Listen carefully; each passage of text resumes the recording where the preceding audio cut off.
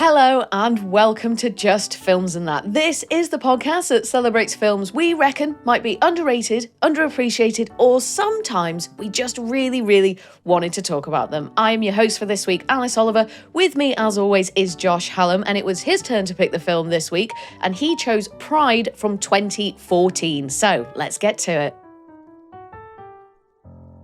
So then, Josh, you picked this week's film, Pride from 2014, which is not about lions, which is what I initially thought. It's not about a pride of lions. I'm so sorry. I must be so disappointed. You've done it again.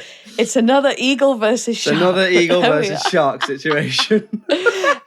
So, spoiler warning, listeners, if you haven't seen this one. So, Josh, do tell us, what is Pride about and why did you pick it? Okay, so Pride. I'll tell you about Pride in just a minute. Before I do, I just want to direct everyone at home who's listening to our Patreon page.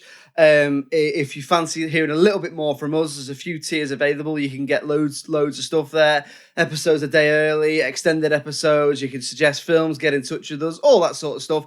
Head on over to patreon.com/justfilms and that and have a look. But obviously, listening is massively appreciated. Any support you can give us is, of course, appreciated. Anyway, Alice, Pride. Well, you may or may not be aware, but this is actually, I think, although I might be wrong, but I think it's our 150th episode. Wowzers, there we go, guys, we did it. What a milestone. Obviously, look, it's not 100, it's not 200 or whatever, so I didn't want to, if you're going to start doing every 50th, every 75th or every 25th, whatever, it becomes less special, but because it was 150th episode, I thought, you know what? I'm going to indulge myself a little bit, and I'm going to pick a film that I just love. Just wanted to talk about, which is a category that we do sometimes, but not often. So this is one that I just wanted to talk about. Having said that, I looked into it, and I actually think, look, it's not underrated, which we'll get on to. It's very highly rated, both critically and by the audience. Right. But looking at the box office, I don't think it did that well. So I'm going to say it probably is underrated. That's because everyone thought it was about lions. That's because everyone thought it was about lions. Went to the cinema. When they saw it wasn't, they probably just walked out. And they asked for their money back. I wanted lions. I wanted lions. At the same time, the film Lion came out, which I think was in the same year as this, and that's not about lions either. So, oh my God, I'm getting tricked left, right, and centre here. Anyway, so the other reason I picked it is because it feels quite relevant today. So it's a lot of it is about austerity.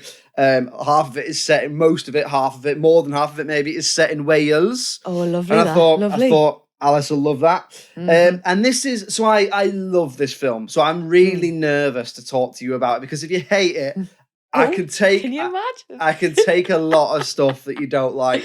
If you don't like this, it's going to really test me, right? So sometimes, it's nice to test yourself. So this is my go-to recommending a film. If someone says, I'm looking for a nice film to watch, what do you watch? I always go, have you seen Pride?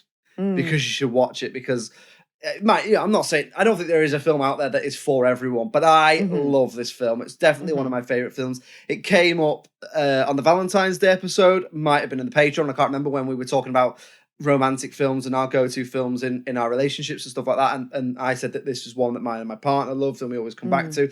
So I picked it because I loved it.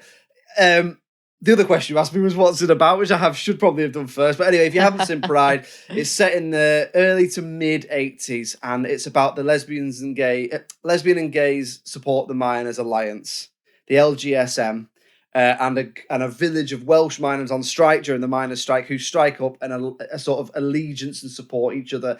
And it's an ensemble cast, and that's pretty much what it's about. So it's exploring lots of issues around sexuality, identity, austerity, loads overcoming adversity, all these different things. It is a real feel good film that I think is funny and heartwarming, and I just think it's lovely. I think it is a brilliant film. Anyway, that's the longest I've ever gone on about why I picked a film and what's it about. So I'll let you off. 150, guys. Had you seen this one before? I think it's obvious that I hadn't seen this one, Josh. Because you thought it was about lions. I thought it was about lions. What am I getting confused with there? Born Free, maybe? I know that. Oh, was that about lions? There was an animated show called Father of the Pride.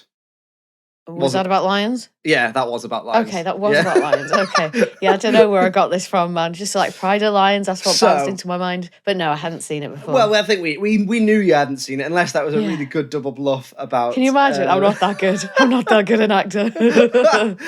So go on then. What did you think about Pride? I'm so nervous. Am I gonna punch you in the bollocks? This is gonna be, if you didn't like it, it's gonna be bad. Gonna be bad. Nah, I really loved it, man. I really loved it. Of course I did. Of course I did. Well, I thought, you know, hook, line and sinker. You give me a film that's set in Wales. Come on, Social justice set in Wales in the 80s. Yeah. With an 80s soundtrack. I thought, that's a bit of Alice, that. Oh yeah, I loved it. I thought it was brilliant. So what did you like then? So I love the story. I think it's a fabulous story. So I always enjoy films that are based on real events anyway. There's just so much more at stake. And I find that I'm so much more emotionally invested than I would usually be. And this story in particular is such a fascinating part of British history. So it's gay history, it's Welsh history, and it's worker history, all rolled into one.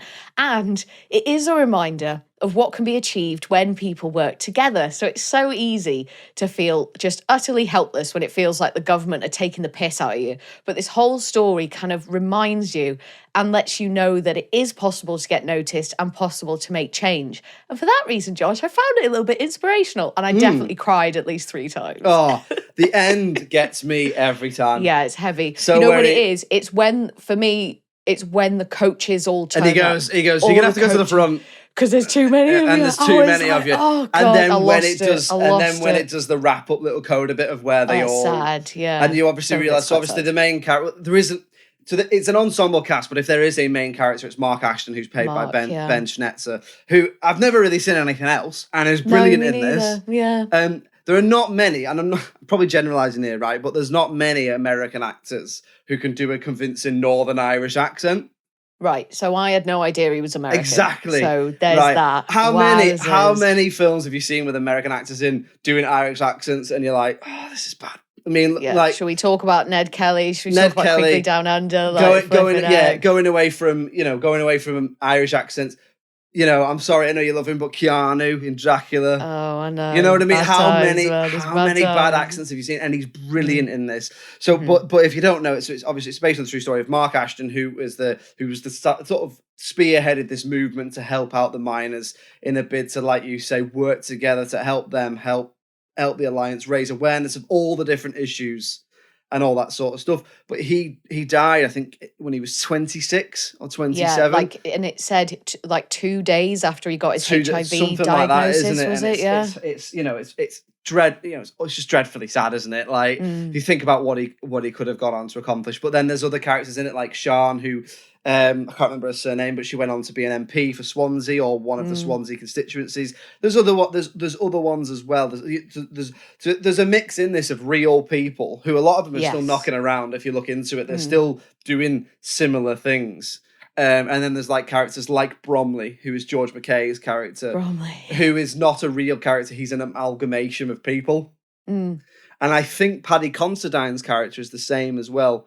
So Paddy Considine plays Di, who's the sort of the guy who they go to in Wales to set up this alliance between the lesbian and gay support the miners and the actual mining community. And I think he is an amalgamation of a few sort of civic leaders, union leaders and stuff. I might be wrong, but... And then there's a character called Carl who asks one of the gay characters to teach him how to dance. And then he's and this might come up later when I've got a little treat for you listeners, but he's meant to be symbolic of like the shifting attitudes of people in Wales. So yeah, there was a lot of that going on. And I feel like you could really feel that. You could feel that there were real people mixed in with people who are meant to represent something. Because like you say, there's so many characters and there's so much of this story to unpack. So it kind of made sense to do it in that way, I thought. Yeah, I think so. I mean, like we've already said, we've got an amazing ensemble cast in there. So you've got and we've already said Ben Schnetzer and George McKay. You've got Andrew Scott, Dominic West, Imelda Staunton, Paddy Considine, Bill Nye, Russell Tovey pops up at one point.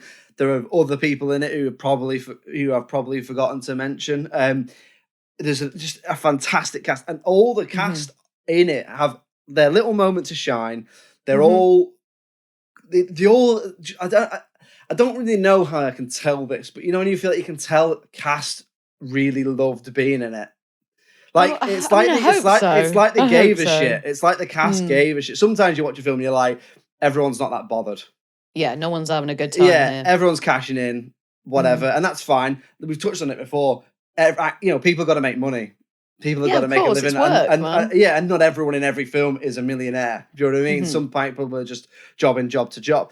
But I think that the cast are great, and there's the chemistry of the cast. It's like you feel like, because there's a real mix as well of established British actors and people who are up and coming at the time and are still up and coming. If you think of, like I said, Ben Schnetzer, Jesse Cave's in this, Freddie Fox is in this, who are all people who are probably not yet household names, but they're certainly on an upward trajectory. And this film, I think, will be looked back on as, if you watch this film, there's a lot of people who started in it. Which a lot of, if you look at something like Trainspotting, a lot of people look back at that and go, of course, everyone or if you look at, there is TV series as well, isn't there? If you look at Our Friends in the North, which is a really famous one, which is obviously like Mark Strong and Daniel Craig got their start in, and there's other ones as well, like Crackers one, or there's loads of series like that where you look back and you go, like, anyone who's now a big British actor was in that. Like it's like the Bill, isn't it? Like anyone who's British has probably been in the Bill, and I think this film will be looked back at one of them. But don't you think they do an amazing job of balancing all those characters? Yeah, certainly. And the whole thing feels so bold and vibrant, and that's really helped along by the characters as well, because it looks fantastic and really sort of colourful in the way it looks, but in the way that it's paced as well. So it's really fast moving. Because like I said, there's so much story to tell. There's so much to get into this short space of time. And it's being propelled by this group of young, eclectic people. So it all feels very young and very fresh, even though it's nearly 10 years old now. But yeah, visually, like, you've got some fabulous costumes and haircuts in there. And then when we're with LGSM, so the colours really pop. And then when we go over to the miners' centre in Onslow in Dillais Valley. Grey. It's just grey, it's brown, it's beige, like in that community centre thing. Like it's really, really muted and everything's sort of really, really downplayed. And then along with this, kind of constructing this world, I feel like you've got some brilliant moments of tension. Like some of the moments in this are so tense. So it's like tension between different groups, between friends and family members or romantic couples. And I thought the film did such a good job at creating tension for so many different situations, but then also evaporating the tension very quickly when it was then time to move on. I've got that exact same point. At no really? point, yeah. So at no point does it batter you over the head with the issue. So what it does is, and I think a lot of films that deal with either darker subject matter in a lighter tone. Obviously, there is plenty of films that deal with darker subject matter and social issues that aren't doing it in a light way, and that's fine. There's nothing wrong with that. But what I like about this one is it does it. The point for me hits home, but they don't labour the point. So what they do is they have a lot of misdirection in there. So there's so many moments where they find comedy in misunderstanding, but not necessarily prejudice. There's bits in it where, like, obviously, so it's around the time where a lot of the people in the village have lived very sheltered lives. They're not necessarily aware of wider social issues. They all say things like, I've never really met gay people before. And there are jokes about that, but it's there are jokes. So there's a moment in it where there's an old lady and she's talking to three of the lesbian characters. And she's like, is it true what I've heard about lesbians? And they're all like, what? And she's like, you can't all be vegetarian. And like stuff like that. And it's obviously, it's daft jokes, but that point around sort of in not being informed and being ignorant, but not necessarily being prejudiced, really hits. So like there are a lot of points in it where there's a lot of misdirection around where you think it's going to kick off. Oh yeah. So there's a bit where because they are all quite well read and they're sort of, more metropolitan, they let the Welsh characters know that there's two lads who were in prison who were just being held illegally, essentially. So they tell one of the characters, she goes around and she says to the police, this is why you've got to let him go, and they let him go. And they're all in the hall together, and obviously there are lots and lots of characters in this who are homophobic and who sort of walk out when they walk in and that sort of thing. But there's a bit where one of the lads that get out of jail walks over to them and he's like, so you're the ones who got us out, are you? And he's like, yeah, and you think, oh, fucking hell, it's going to kick off. And he just goes, so you'll have a pint, will you? Like that. And it's like, it's moments like that which I think make it so heartwarming. Do you know what I mean? I love the North Wales joke to Andrew Scott's character. Yeah, I wrote this down. Obviously, I wrote this down. Brilliant. Don't we bring anyone from North Wales around here? Yeah, we don't mind the gays and we don't mind the lesbians, but don't you dare be bringing no one from North Wales down here. And then they all start laughing. But again, brilliant, because there is like this tension. I don't know how real it is. It's similar to the North-South divide in England, like the North-South divide in Wales. Yeah, you know, the North and the Mid-Wales obviously feel like it's all very Cardiff-centric and Cardiff get everything and all this, but very similar to England, how we just feel like London get everything as well. But then obviously they start laughing because ultimately, if you like... Because she does it when Imelda Staunton's character does it when she's on the phone to Gethin and she hasn't met him before. Oh, yeah. And she's like, oh, is that a Welsh accent I hear? And that is what we're like, though. Like, if I get wind that someone out there is Welsh, even a hint of a Welsh accent, I'm like, oh, where about you from? Like, and you get all excited. It's like being on holiday, though, isn't it? Yeah. You'll always be like, do you know who I met on holiday? Someone who lives 2 towns away. And you're like, we were in Malaga or like whatever. And it's like... Oh, honestly, Josh, I've got to just tell you this quick story. I'll try and keep it short. But basically, me and my brother were on holiday in one of the islands off the coast of Spain. I can't even remember which one it was, or it might have just been South Spain. I can't even remember. But we were on a coach, right? And someone leans over to my brother and goes, excuse me, are you the manager of Flint Town FC? And he was like, yeah, I am. This fella had recognised him from the weekend football because my brother's does his football. He's coach, manager, whatever. He's always doing different things. And that was just the craziest moment. Here we are, like in South Spain. And it's like, oh, you're the manager. What if I just said to the goalkeeper? Oh, it was so funny. Mad moment that. But yeah, it was exactly like that. I love it. I love Welsh humour. I love the Welsh jokes. I love it all. Oh, it's great.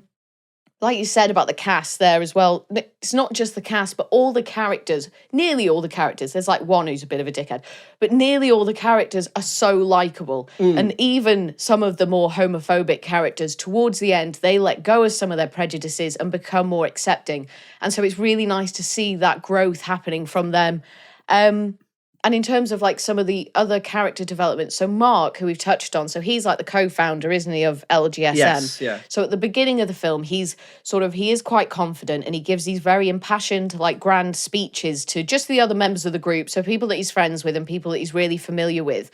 But then he gets put on stage in front of the miners in Wales, in that community centre, and he gets really nervous and he doesn't articulate himself that well, and you sort of see him go into himself a little bit. But then as the film goes on, he gets more and more confident. Tries to make again. a joke about Judy Garland, doesn't he? Doesn't he say something like, "I'm gonna tonight my Judy Garland tribute act," and no one. Yeah, it's flat. Just lead balloon, in it. Yeah, it falls flat, and you can see that sort of really, really knocked him down, I think. But then you've got sort of towards the end of the film, he's presenting the Pits and Perverts gig. So he's on centre stage in front of like hundreds or thousands of people, and he's just owning it. So his journey is really interesting, and he is quite a compelling character. And then even more so because he is a real person who lived and who actually did these things. Yeah, it's incredible. Like, and it is a very, it's a very informative film, isn't it? Like, until I watched this, I had no idea. I knew about the miners' strikes, but everything I know about the miners' strikes, I know from talking to my parents about it, or seeing it in things like this, or Billy Elliot, or the films, the TV shows and stuff. So, and I quite like. I know we've talked about this before. I quite like a film that teaches me about an issue. Oh, I love it. I love being educated, when I'm watching a film. I like it. So I quite like, people think what they think about the royal family, but one of the things I really like, particularly about the earlier series of The Crown, is that it teaches me stuff that I'm like, oh my God, I never knew that. So the episode that got me into The Crown was, I wasn't really watching it. My partner was watching it. I was playing on my laptop and she started watching this episode about this big London fog thing that happened in the 50s, I think, where a lot of people got injured and died. Oh my God, why? Because of poor visibility? Because a massive fog cloud went over London. And I had never heard about it. No, me neither. Right. And, and she always jokes because she always says that your laptop was just sort of slowly going down and down. And then eventually I shut it and was just watching it. And it finished. I'm invested. And it finished and I went, oh, don't watch another one without me. I'd quite like to watch it. And then as it went on, I found out more things, whether that be about the royal family or about history in general. That was like, oh, I quite like that. And this isn't a review of The Crown, but that's the sort of thing that I quite like. And we've done other films. I can't think of them straight off the top of my head, but we've done other films where you find out stuff like might be these little nuggets of history that you don't necessarily know about. Well, but it's good to find them out. Like In the Heart of the Sea, I had no idea that Moby Dick was based on real events. I had no idea. It's funny, isn't it? Like, not to get all sort of philosophical or whatever. But I don't know about you, but when you're at school, you can't stand being told to learn stuff. I know. And then you get older and you're like, oh, I wish I had more time to read. Oh, mate, a free history lesson. Stuff. We used to go to school, get free history lessons, free French lessons, free science lessons. Yeah. I'd give my right arm for all that now. Free lessons. Yeah. Instead of sitting at school when you're 14 going, oh, when are we going to piss about with the Bunsen burners, sir? I know, yeah. Because I hated history, and now I'm like, fucking hell, it's one of the most interesting things about humanity. Yeah, it's so interesting. But yeah, so that's one of the things I like about this film is that you do learn a little bit of something, because we've seen stuff about the miners' strike before, and that itself has been quite grim and gritty. And this is gritty in places, but it's not. There is a sort of there's a bit more glamour to it, and there's a bit more pizzazz to it, and there's a bit more, I suppose, levity to it. It's a little bit more light-hearted, and like we've already touched on, there's real comedy in austerity. There's a bit where they're all playing bingo in the community, and they're playing for a tin of corned beef or something like that, because obviously they're all poor. And there's a bit where they're trying to talk, and an old Welsh lady just bollocks them. So I don't care if you're gay or straight or whatever. Don't talk when the bingo's on. Yeah. She wants that beef, man. We'll move on now then to talking about anything that we didn't like about the film, or perhaps anything that we would change. And Josh is a reasonable man. I do feel like there's probably not going to be loads in his list, but we're here to be balanced. So I reckon you were probably able to find something. So go on, what you got? So it was so difficult, Okay. Like, I was really having a little battle with myself about how committed am I to the structure of this podcast versus my love of the film Pride. I came up with one thing. Okay, great. Go for it. Which is the scene where they all burst into song, Does My Tits In. So there is a scene in the community centre, I think it's around Christmas time in the film, where a young woman stands up and starts singing I think it's like a Welsh workers song. Yeah. Or it's a hymn or something like that. And then everyone slowly stands up and joins in. And I was a bit like... Was that a bit too cheesy for you? It was a bit too cheesy. I thought it was... And I might be wrong, I haven't looked this up, but I thought it was really clear that she actually wasn't an actor. Oh, maybe just a singer. She's a singer. So it looked like the start of a rugby game or a football game where they get a singer onto the national anthem. The way their eyes look around, or the way their eyes may focus on one point to sort of get through that song, through the nerves or whatever. And it's no criticism of her, because it just seemed clear to me that she was a singer. Mm-hmm. And then everyone joins in, and it was just a bit jarring for me. And I'd never noticed it before. When watching it, but I like, as we've said before, when you look at it with a more critical eye, you do sort of go, all right, that's a bit weird, isn't it? Yeah. So no, other than that, and I was struggling with that, but I must say, I couldn't reconcile that in my head to be, no, this scene's all right. Like, I can't imagine such a well-written script and such a well-made film that at some point the team got together and went, and then they all burst into song in this bit. And no one went, is that not a bit jarring with the rest of the film? But that's all I could think of, to be honest with you. What about you? So I do have 3 things in total. So we'll unpack those now. I'm not going to break your heart though, Josh. They're not too severe. The beginning, the middle, the end. The end, please. And the name, Pride. It's not about lions. Stop confusing me.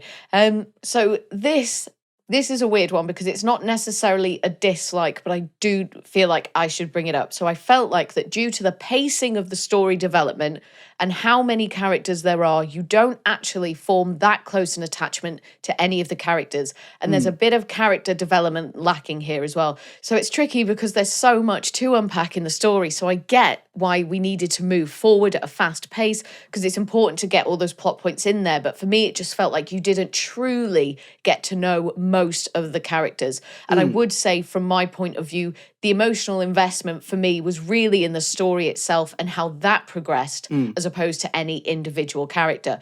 Like I said, it's not necessarily a criticism, but it is something that I noticed because I think you said this already before. There's no truly main character. Like, not it really. is a bit of an ensemble. They all sort of have equal time on the screen, which again isn't a bad thing, but just something I noticed. Another thing was the lack of Welsh actors among the core cast. Yeah. So I am not super sensitive about this. Acting is acting. Everyone's pretending. You can pretend to be Welsh. I don't care. But it feels worth mentioning that obviously Paddy Considine, Bill Nye, Andrew Scott and Imelda Staunton are all playing the main Welsh characters and none of them are Welsh. So that was a bit interesting. Where's Chris Evans? Where is he? Well, Craig Roberts from Submarine? He's in it. There's no reason he couldn't have been in it. I think, or Timothy Dalton. Where is he? Dalton, yeah. I think that's a fair point. At the end of the day, there was an opportunity there for that, and they didn't do it. I know there's obviously an aspect of having to cast people with a draw, but I think that's a fair point. I get the impression that some of the less important or less prominent, should we say, characters are Welsh. Oh yeah, maybe certainly. I think a lot of the miners, a lot of the people in that community centre or in the workers' centre, I definitely felt like a lot of those people were Welsh, and because it was filmed in Wales, it was probably easier to sort of grab them from Cardiff, Swansea, and the surrounding areas. Christian Bale, he's Welsh. Exactly. Where is he? Where's he? He could have been Di. He'd have been a great Imagine Di. if Christian Bale had rocked up in this as Di. I know, yeah. What a surprise. You know what? It might have distracted from it a little bit, you know? Yeah, might have distracted from it. Just a bit. So that was just something I noticed. I'm not going to be too sensitive about it. It's fine. But just finally, so there was a little bit of exposition dumping. So this usually occurred when Mark was giving like his big grand talks to the rest of the group. Like, he was really explicit in what he was saying. So just to kind of make sure that the audience were up to speed with everything that was going on. So it was a bit like, here's everything that's happened till now, and this is how we feel about it. So this is what we're going to do about it. And there was some really obvious dialogue and parts of the script. So like near the beginning, LGSM start making phone calls, I think, to make contact with the mining community, and people keep hanging up on them or telling them to go away. And one of the characters says, they don't want to take our money because we're puffs. And I was like, yeah, I got that. Like, I was able to come to that conclusion, and there was quite a bit of this going on throughout, where the characters would just be very clear. Yeah. And there was just quite a bit of this going on throughout, where the characters would just very clearly explain something that just happened or was about to happen. And I didn't always think it was necessary. And then but that's in opposition to the point we said before about how they did just let certain moments hang. Like, they let emotions and feelings hang in the air, but it was a lot of like, this is how gay people have been treated, this is how we feel about it, and this is what we're going to do about it. There was a lot of sort of that sort of there's going a lot on. with there's a lot with Dominic West's character, isn't there? Because Dominic West's character is someone who's older, and there's a lot touching on like, oh, you know how it has been as a gay man for this many years in places. Yeah, there's a touch with the political stuff. There is, I must say, it doesn't bother me. I'm sort of happy to let it slide for how heartwarming I find the film. But I could understand how there's a little bit of some early dialogue where it's like, the government, with the Prime Minister Margaret Thatcher in the mid-80s, don't understand how the miners, the working men and women of this country, it is a little bit like that. But I suppose if as an informative piece of entertainment, maybe there's an element of people need to know. I know what you mean, though. That's I do totally mean what you. Well, one thing I want to ask you, actually, coming back to your first point, is there a character you wish you'd spent more time with? You know, if there's a character you're like, I'd like to know a bit more about them. Oh God, what's his name? So Mark's friend, Mike, seems to be his closest friend. Is it Mike? Is it? He's the Joe kid who Gilgan's plays character. Did he play like Rudy in Misfits or something? He did. He's from. I've met him. I've met Joe Gilbert. Have you? Actually. Yeah. So he's from the same town as me. Is he? Yeah. And he's exactly like that in real life. Because I did a bit of reading around it, and I think he co-founded LGSM. Yes, his character. He's very much. You don't really feel that. In the film. And it does make it look. I mean, I don't know. We don't know what went on in real life, but it makes him look like he's a bit of a clinger on to Mark. To the point where Mark snaps at him and sort of goes, "You fucking leave me alone." Do you know what I mean? And it's as if like, is he just doing it to sort of be part of something, and he's not actually a real, having a real input. But actually, like you say, in real life, it would seem that he is very important to the cause, sort of thing. Yeah. So like a little bit more from him. Yeah, I think so. What about you? Probably Steph. Is it Steph? I don't know. The only female member until the other two lesbians join her. The female member, and then the two lesbians join, and then they leave to start their own thing, and she won't go with against them. Pit closures. Yeah. I think it's Steph, but that character, I thought she was great. Yeah. And do you know what? I'd love to know. I'd love to sort of pull on that string and see where they were now. Yeah, definitely. I'd be interested to know, but yeah, look, I can see most of what you say in there, to be honest. It's just, I think sometimes you have these films, a bit like you are maybe with Popstar, of like, you can see that, but you just don't care. It's hard for me to be objective about Popstar. But none of these things that I mentioned were major offenders, and they didn't diminish my enjoyment of the film. So we'll move on to talking about the critical reception next, because Alice, I believe you're going to take us on a journey. Oh, I am, Josh, and listeners, get ready as we go down the rabbit hole for this segment we're going to call Alice Down the Rabbit Hole. So, for this segment of Alice Down the Rabbit Hole, it may come as no surprise to you that this is very quickly going to take a Terminator-esque turn, as one of the actors in the film Pride is called Kyle Reese. Kyle plays Carl, who is the fellow who asks Jonathan for dancing lessons to help impress the ladies, and is a character regarded as symbolising the slowly but surely changing attitudes of the people in the mining village. This Kyle Reese was born in Port Talbot in 1988, about 8 miles east of Swansea, for those of you interested in Welsh geography. He started his career on the stage after graduating the Royal Scottish Academy of Music and Drama, and eventually made the move to film and television, making appearances in Hollyoaks and Emmerdale. Most recently, he's just finished production for an upcoming political comedy film called Chariot, which follows the story of a corrupt politician who is prepared to do anything to win an election in post-Brexit Wales, where Reese plays the son of the main character. This, of course, not to be confused with the 2022 science fiction comedy of the same name. That Chariot stars John Malkovich and has such a bad score on IMDb and Rotten Tomatoes that I think I'm going to watch it, and if it's any good, might even choose it for a future episode. And that was Alice Down the Rabbit Hole. Wales and Terminator in the same rabbit hole. Is that the most Alice? I know, man. As soon as I said, I was like, Kyle Reese. Oh my God. Peak Alice Down the rabbit hole. Anyway, okay, then let's move on to talking about the critical reception then. Now, presumably you haven't seen it. So I have not. What would you give it, and how do you think it did? So I do reckon it did pretty good. And then I think you said at the beginning of the episode, you definitely don't think it's underrated. And it was a pretty big hit with the critics. And I kind of expected that, to be honest. Me, I would give this probably a high 7. So I think we're probably, for me, about 7.7, I think would be appropriate for this. What do I think it got? I reckon it creeped into the 8s, I reckon we're looking at a low to mid 8. I'm going to say 83 or an 8.3. So would you think that's overrated if it was? I mean, well, technically, yeah, I guess, but I don't know. I just think some of the things about the character development and that, and the not rushed nature of it, but the fast pacedness of it, which obviously had to happen to tell the story, but for some of those reasons meant that there was just a little something missing for me. But I can fully see and absorb why people would love this film, and so I totally get that. So I don't even think I would think that that's overrated. I would just maybe give it slightly less. Fair enough. If that answers your question. Yeah, no, I know what you mean. So okay then. So at the time of recording on IMDb, it gets 7.8 out of 10. Oh, is that what I said? No, I said 7.7. Oh, close though. Close. Rotten Tomatoes, the audience give it 89%. Wow. And the critics give it 92%. Holy moly. Which averages out about 86 or 8.6 out of 10.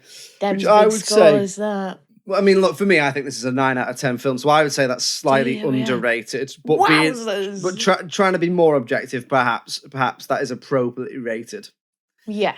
I think. Yeah, that is a big score. It is so a big score. You said that you thought it may also be slightly underseen. Yes. So it didn't do well in the box office. So according to what I've got here, although box office figures always vary. It's hard, isn't it? It is hard to find an exact answer. I tend to go with Box Office Mojo because they seem to be the best or the most consistent. And according to that, it grossed $16 million worldwide. That's 1/6, which is probably not even its budget back.